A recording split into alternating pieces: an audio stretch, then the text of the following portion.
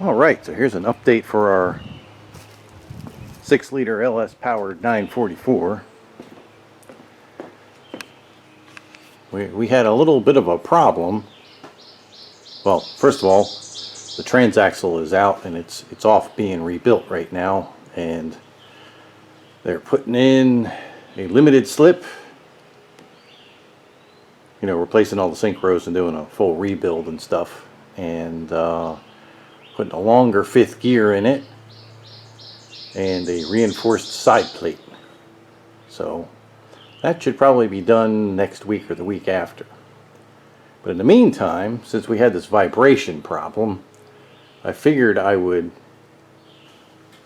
pull the exhaust system off and get in there and pull, you know, unbolt the torque tube from the bell housing and pull it out so I could get the bell housing off, and then take the clutch and the flywheel off so I could take them and get them balanced. That way we would know if they were balanced or not, and if that was the problem or not. So I unbolted the torque tube and it would not come out. The drive shaft was stuck in the clutch. So that was a little bit interesting. I was prying on the torque tube and it was actually pulling the torque tube off of the drive shaft. You know, there's 4 big bearings in the torque tube that the drive shaft rides in. So I talked to the guys down at Black Sea R&D to see if they'd seen this before. They said they've only heard of this once, and it was because somebody mangled up the splines in front of the clutch disc on the drive shaft, so that got it stuck. And I talked to Renegade Hybrids about it. They said they've heard of it once too, but so both guys, and that was probably the same instance, you know, only heard of this happening once. So we kind of game planned what the plan was to deal with it, and we figured the first thing to try is to try to pull the drive shaft back. So step 1 was, it's hard to see the coupler, but the coupler, this is the torque tube, runs up to the bell housing. This is the back of the torque tube, and the gray thing, if you can see inside there, is the coupler that couples the drive shaft to the transaxle when it's in there. So I put that in. It has a bolt on the side there that clamps it to the drive shaft, so clamped that on. I clamped a socket inside of this end of the torque tube and clamped it shut so the coupler would have something to grab on, because it has this these big square bits that clamp it together, and they are just welded in one spot. So if you just had it open, you'd probably just break the weld and pull the square part off. So this is all clamped together and everything, and I got a what do they call this thing? This is a bearing separator that you would use in a hydraulic press to press bearings off of a shaft.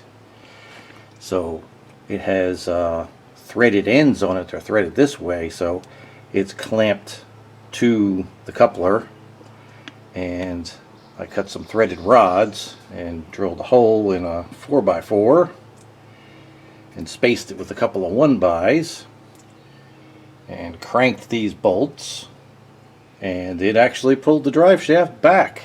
So if we go up front there, you'll actually see it pulled the drive shaft out, which is fantastic. So now we need to pull it out all the way and see what happened.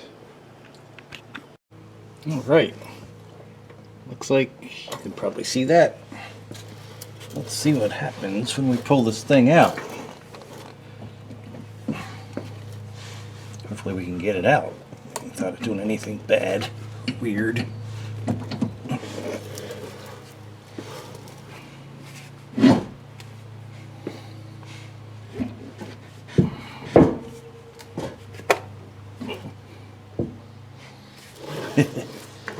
Well, I don't know, maybe it's as far as we can get it back. We'll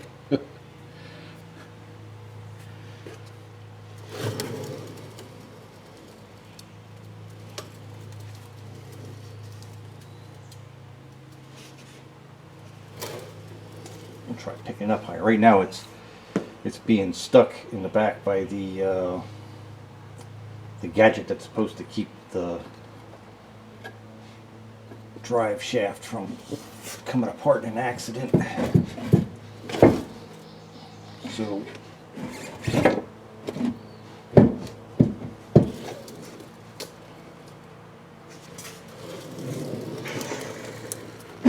whoa.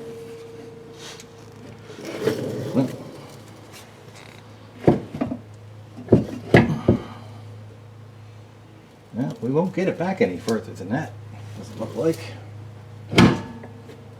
That is as far as you can go without dropping the rear suspension out, unfortunately, but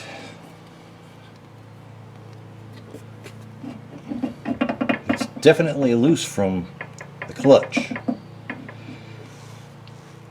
So I don't know, we could probably at least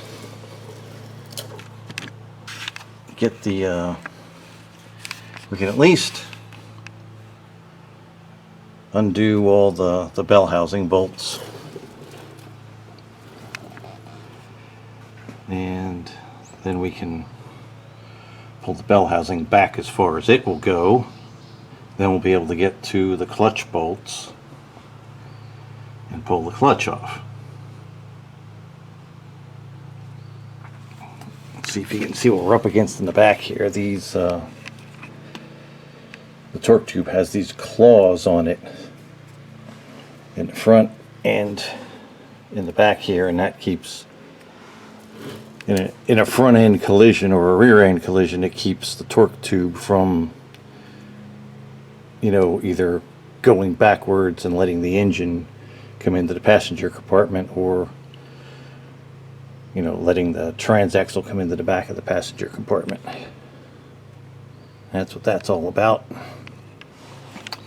So, okay, success. Oh, and you can see the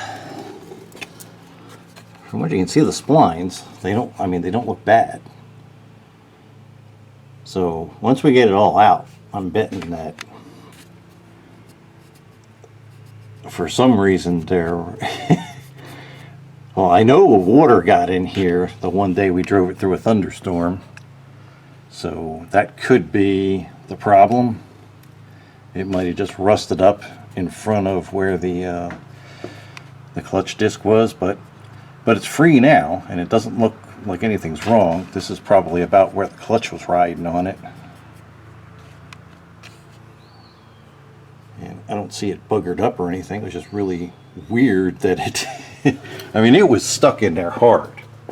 Quite literally, I had, you know, this little lady slipper pry bar and a really big pry bar, and I was even using this wrench in between here to lever it, and all it was doing was pulling the drive shaft, or pulling the torque tube back.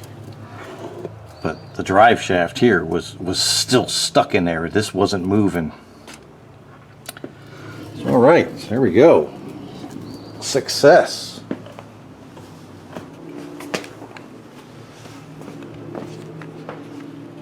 Well, more later once we get it all apart.